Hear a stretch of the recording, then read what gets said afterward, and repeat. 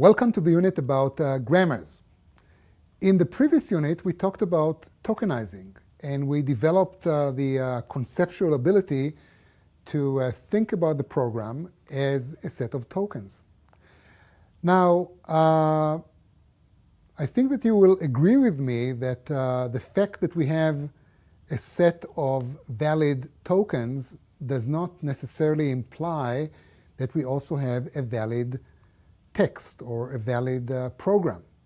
For example, if we deal with the English language, consider the following set of tokens. Red drives a he. Maybe you want me to repeat it. Red drives a he.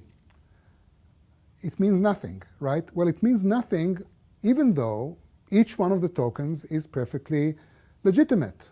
Red drives a and he.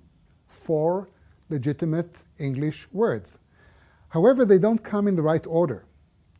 Had I said something like, he drives a red car, everything will become crystal clear. So it's not only the tokens that are important, the order of the tokens is critically important as well. And the artifact that defines in what order we can put the tokens together legibly is called the grammar.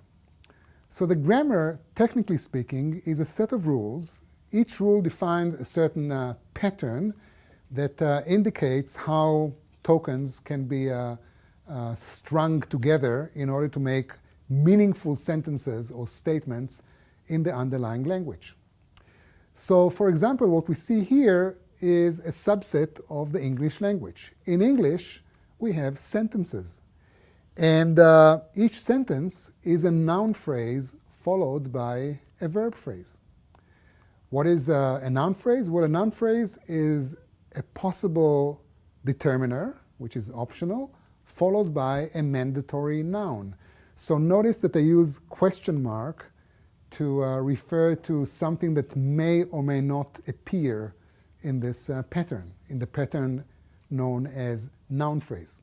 What about verb phrase? Well, a verb phrase is a verb followed by a noun phrase. So we see that this grammar is quite recursive. And then we have a set of allowable nouns, which are constants like, lexical constants like dog, school, dinner, and so on. We have a set of allowable verbs, and we have a set of allowable determiners. And we can add more rules and more constants to this grammar and make it as fancy as we please.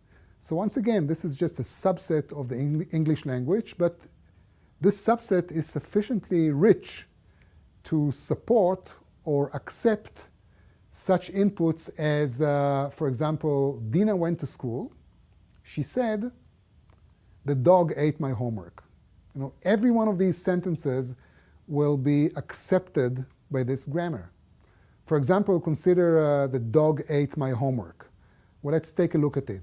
The is a determiner, and dog is a noun.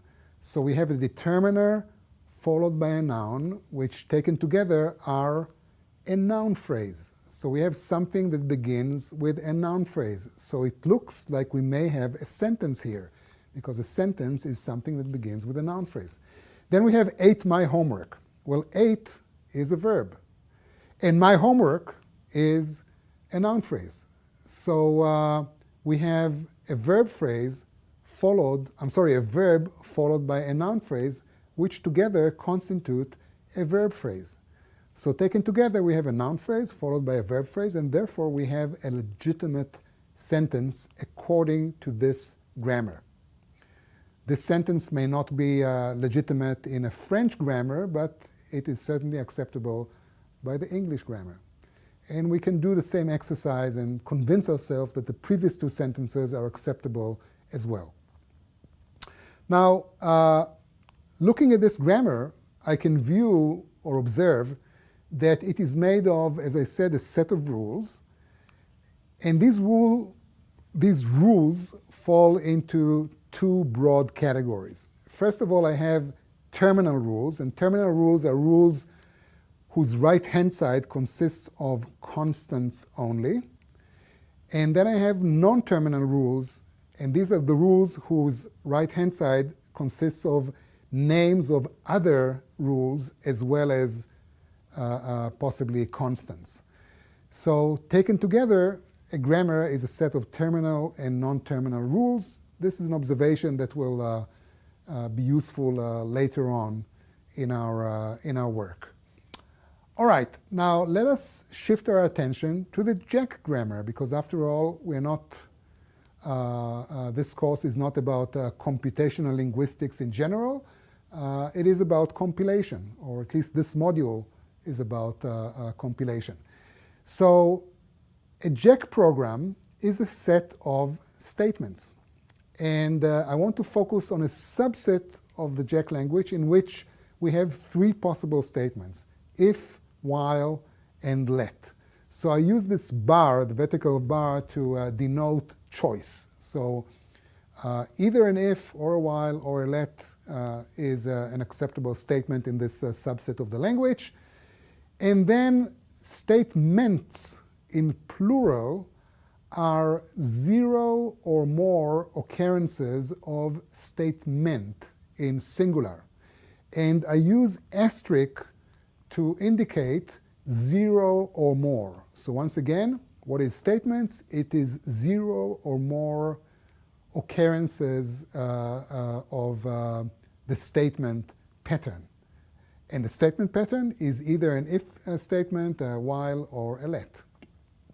Okay, then I have an if statement. An if statement is something that begins with a constant if, the token if you will. It must be followed by a left paren symbol. Then comes an expression. Then comes a right paren, a left curly bracket, statements, and a right curly bracket. If you have an input which corresponds to this definition, you have a legitimate if statement. Likewise, we define a while statement and a let statement, and then we go on to define the things which are still missing here. For example, what is an expression? Well, an expression is a term followed by the optional pair op followed by term. Why optional? Because I use question mark to denote 0 or 1. So an expression is either a term standing alone, or it's a term followed by op and another term. What is a term? A term is either a variable name or a constant. A variable name is a string not beginning with a digit in this subset of the language. A constant is any decimal number, and op is one of these symbols here. Okay? So taken together, what we have here is a complete grammar of a subset of the Jack language. And now we can begin to consider possible inputs and ask ourselves, do they cut mustard, so to speak? Are they accepted by this grammar? For example, let x equals 100. Well, let's see. It looks like it should correspond to this pattern. And indeed, it starts with the token let, and then we have x. Now, what is x? Well, I look at the grammar and I realize that x qualifies as a var name, because a var name is a string not beginning with a digit, and an x is a string not beginning with a digit. So we have a var name. Now, a var name is also a term. And I'm sorry, all we need is a var name, right? Because after let, we need a var name. We have it. Then, according to the rule, we have to have an equal symbol, and we do have an equal symbol. Moving along, we have the token 100. What is 100? Well, according to the grammar, 100 must be a constant because it's a decimal number, and a constant is also a term. So what we have here is a term, I'm sorry, and a term is also an expression. So we have an expression, and that's what the rule requires, right? The rule expected to see an expression.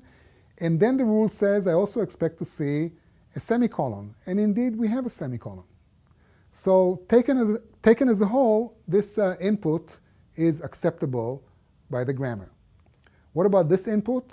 Well, once again, we have a let pattern, and let x equal x, is acceptable according to the analysis that we did before.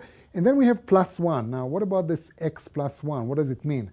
Well, x is a term, and plus 1 is an op followed by another term.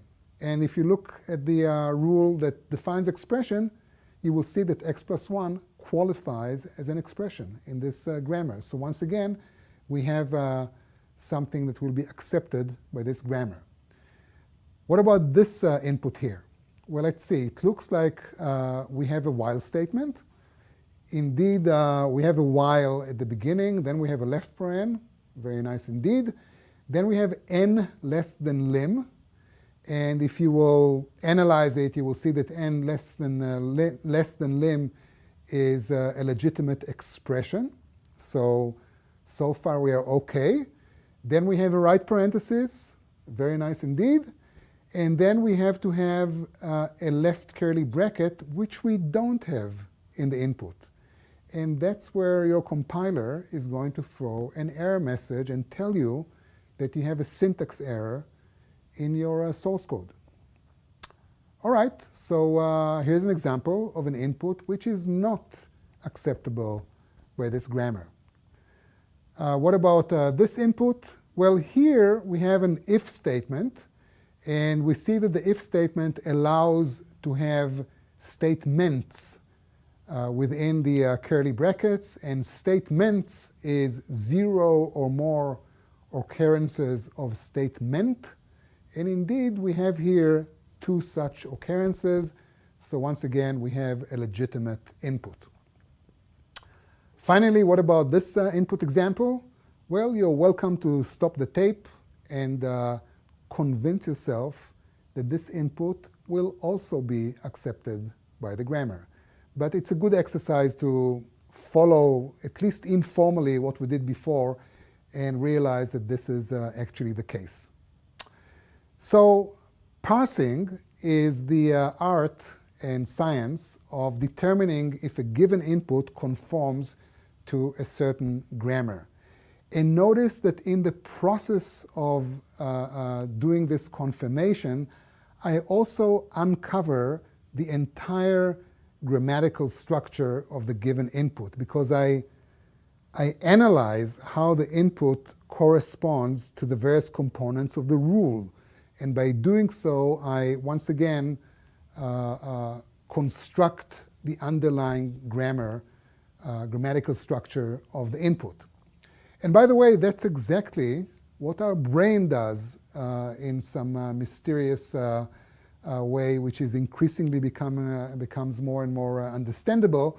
But basically, when we hear a sentence, we try to match it on certain patterns which are sort of wired into our brain, have been wired, from our learning of language throughout our life.